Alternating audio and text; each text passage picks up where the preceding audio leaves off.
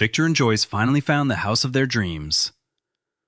But before they even moved in, something didn't feel right. Victor, look at this house.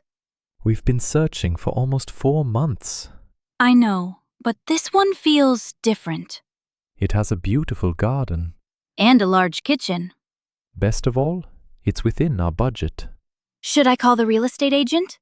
Yes, let's do it. Good afternoon, Harris Real Estate. This is Mr. Harris speaking. Hello, Mr. Harris. My husband and I are interested in the house on Maple Street. Wonderful choice. Are you available this afternoon? Absolutely. Yes, we can come.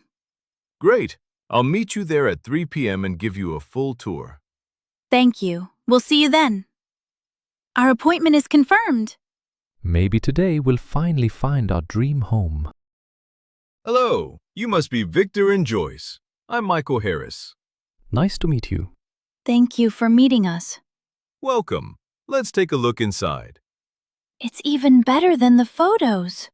I can already imagine us living here. The previous owners moved overseas, so they wanted a quick sale. Congratulations on your new home. Thank you. This is a dream come true. One more thing. If you hear strange noises at night, don't worry too much. Old houses sometimes make unusual sounds. Welcome to the neighborhood.